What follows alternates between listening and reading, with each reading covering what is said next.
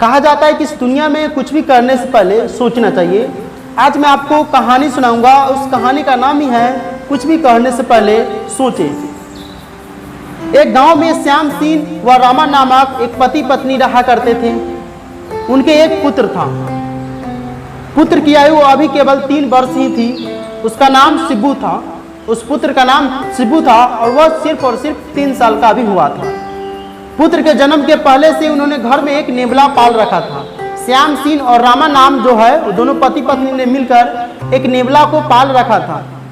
शिबू और नेबला दोस्त की तरह घुल मिलकर रहा करते थे। नेबला जो था और उनका बेटा दोनों दोस्त की तरह घुल मिलकर अपने घर में रहा करता था। एक दिन श्याम सिंह अपने खेत पर गया था और रामा भी किसी काम से बाहर गई थी। श्याम सिंह खेत पर गया था और रामा भी किसी काम से बाहर गई थी। शिबू जो है पालने में गहरे नींद से सो रहा था।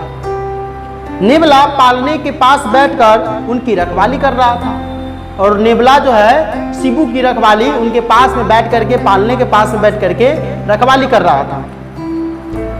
एकाएक नेबले की नजर एक सांप पर पड़ी। अब नेबला अपने दोस्त की तरह जो दोस्त था उसका रखवाली कर रहा था। अब नेबला इधर उधर कर रहा था। एकाएक उसकी नजर जो है सांप पर पड़ा जो धीरे धीरे रेंगते हुए शिबू के पालने की ओर बढ़ रहा था। धीरे धीरे क्या हुआ था? रेंगते हुए शिबू के पालने की तरफ बढ़ रहा था। कुछ ही क्षण में सांप शिबू के पालने के पास पहुंचकर उसके सिरहाने पर जा खड़ा हुआ।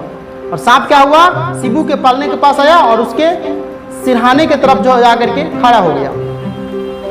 इससे पहले कि सांप शिबू को डस लेता, नेबले ने उछलकर सांप को धर दबोचा। नेबला उछला और सांप को दबोचा। फिर सांप और नेबले में जमकर लड़ाई हुई। फिर क्या हुआ? सांप और नेबले में जमकर लड़ाई हुई। और आप सभी जानते हैं कि सांप का जो दुश्मन होता है वो नेबला होता है और कभी भी सांप जो होता है वो नेबले से नहीं जीत पाता। यहाँ भी वही हुआ। अंत में नेबले ने सांप को मार डाला।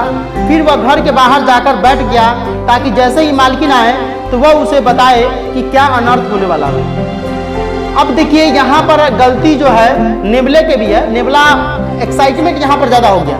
कहा जाता है ना कि ज्यादा खुशी से दुखी होने लगता है, तो सेम टू सेम नेबला के साथ भी होने वाला है। अब नेबला जब बच्चा को बचाया तो नेबला को वहीं पर रहना चाहिए, न कि बाहर जाना चाहिए। ये बाहर चला गया और बाहर जाने के क्रम में क्या हुआ कि इसके साथ ये घटना हो जाती है।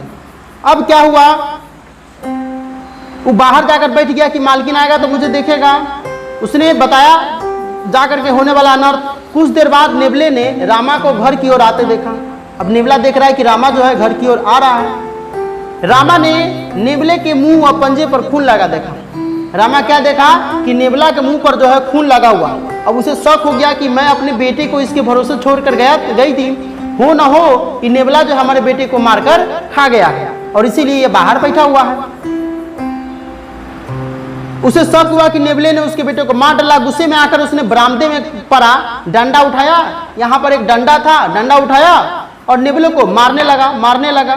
पीटते पीटते नेबले को अधवारा कर दिया और बाद में वह दौड़ती हुई अंदर के कमरे में गई तो देखा कि उसका पुत्र सुरक्षित है।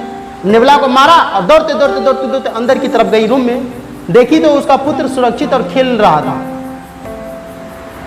उसे सारा माजरा समझ में आ गया और पास ही में सांप जो है वो भी मरा हुआ था। और सांप मरा हुआ देख करके रामा को पूरा माजरा समझ में आ गया। वो क्या किया? उसे जरा वो दौड़ती हुई बाहर गई और मृत नेबले को सीने से लगाकर बिलक कर रोने लगी। अब क्या हुआ कि बिना सोचे हुआ काम की थी। अब नेबला को मार दिया था, जो उसके बच्चे को जान बचाया था उसी को ये मार दिया।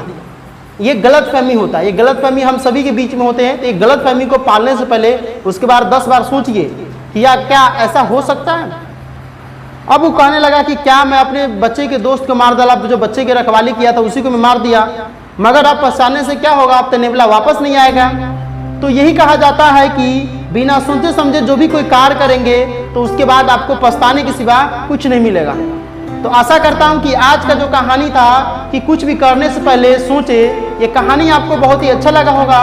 अगर अच्छा लगा तो प्लीज़ वीडियो को लाइक करें, चैनल को सब्सक्राइब करें और बेल नोटिफिकेशन में ऑल दबाकर इस वीडियो को अधिक से अधिक शेयर कीजिएगा।